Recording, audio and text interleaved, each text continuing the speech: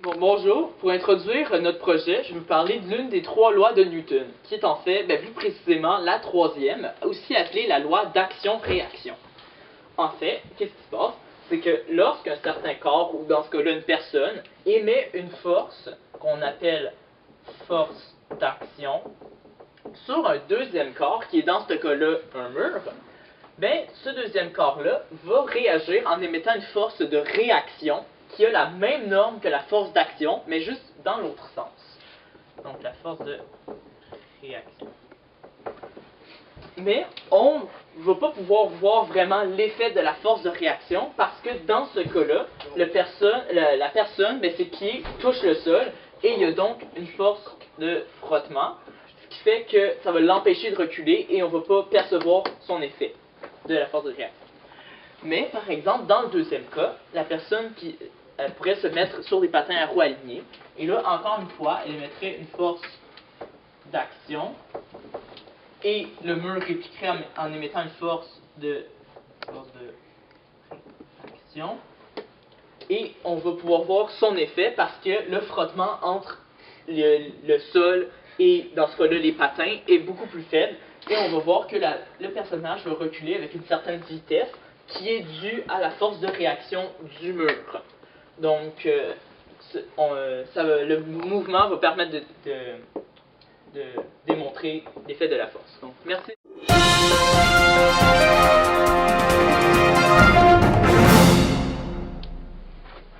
Nous sommes à l'antenne. Il est 19h30. Passons aux choses sérieuses. C'est l'heure de votre émission préférée. FL Télévision. Nous savons, les Jeux Olympiques de Zurich approchent à grands pas.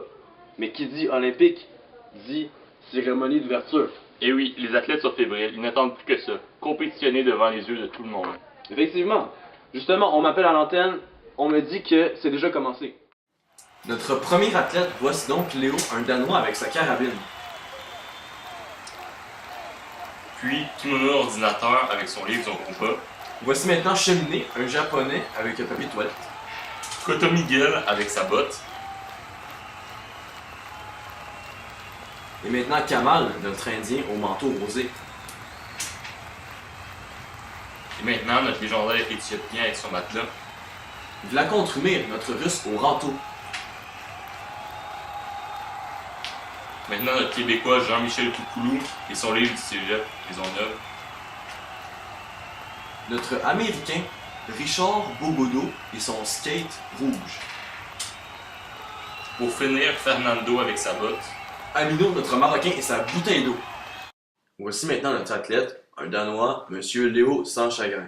Étant un skateur professionnel d'expérience, il arbore fièrement les couleurs de son pays et se démarque non seulement par son style sur planche, mais aussi par sa chevelure d'une couleur dorée.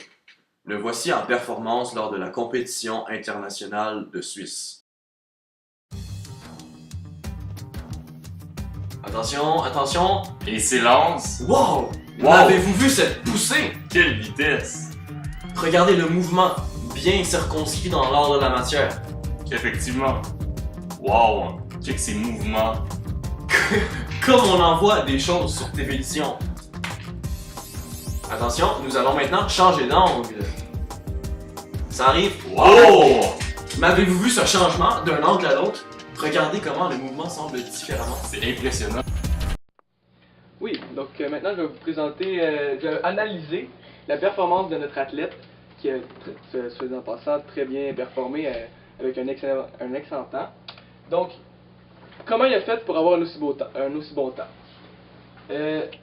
En fond, c'est un peu grâce à la troisième loi de Newton, donc force de réaction, action-réaction. Comment notre athlète Léo a fonctionné? C'est qu'il a fait une poussée en diagonale.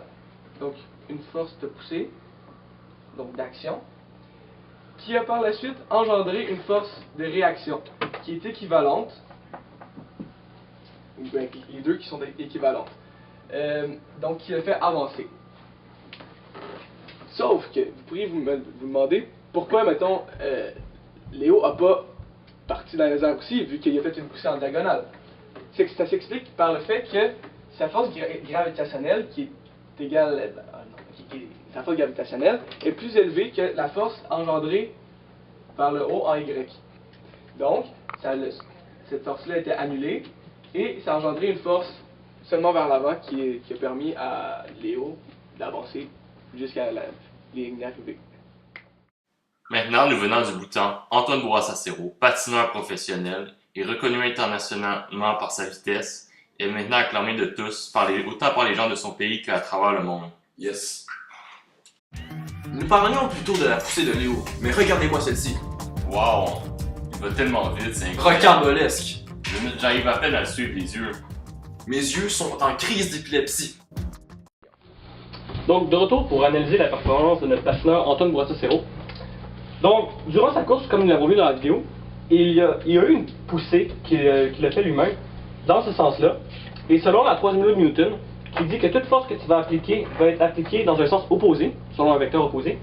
Donc, la force qui a été appliquée ici a été repoussée dans l'autre sens exactement, avec la même grandeur, ce qui a résulté une vitesse dans ce sens-là, vu que la poussée était dans ce sens-là. Il y a eu d'ailleurs aussi un déplacement en delta x, et selon sa force qui a été mise, il y a aussi d'ailleurs les composantes en x et en y, c'est la force f de x, c'est-à-dire la force parallèle, qui lui a permis d'avancer avec la force de frottement du sol, qui a permis que les roues ne soient pas trop lisses pour pouvoir agripper dans la chaussée qui était irrégulière, ce qui a permis d'avoir une force pour avancer, qui a permis de créer la vitesse et le déplacement. Maintenant, notre athlète venant d'une terre éloignée, représentant dignement son territoire, Xavier Baudin-Provencher, professionnel en saut en hauteur, il a déjà remporté plusieurs prix et est déterminé à battre le record du monde cette année aux Jeux olympiques de Suisse. Yes sir. La fête semble s'enjoliver.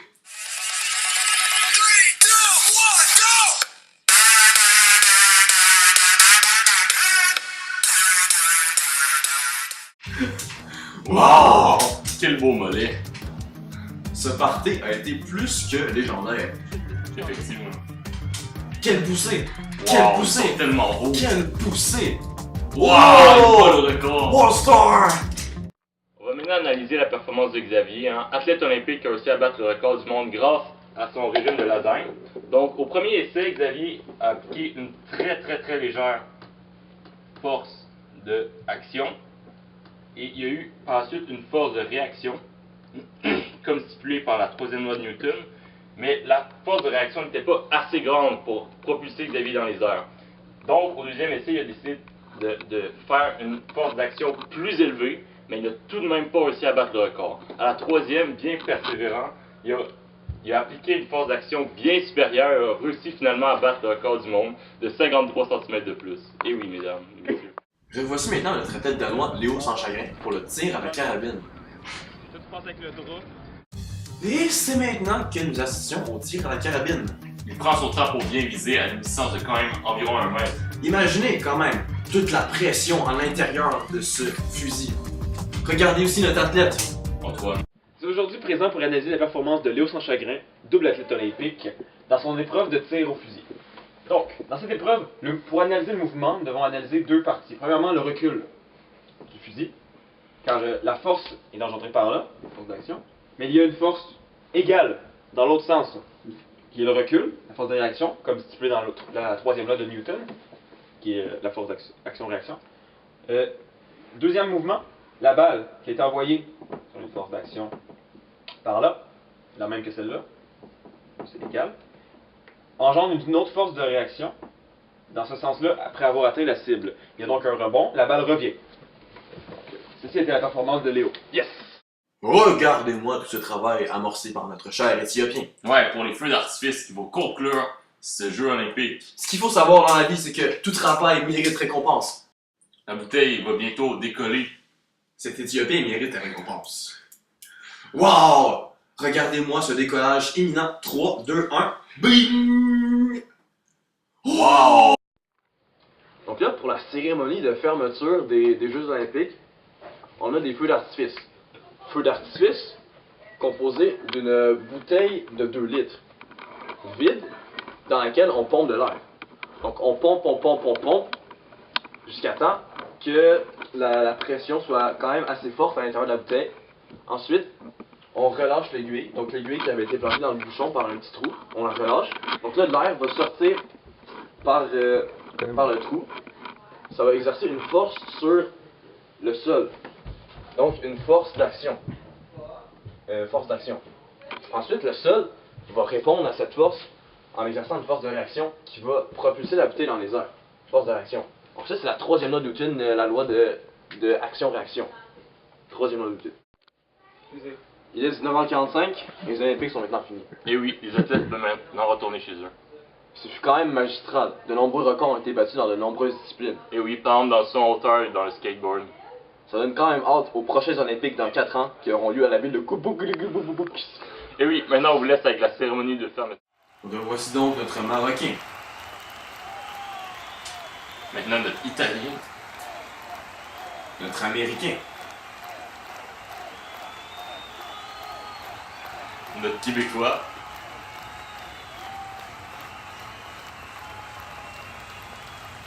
Notre Russe.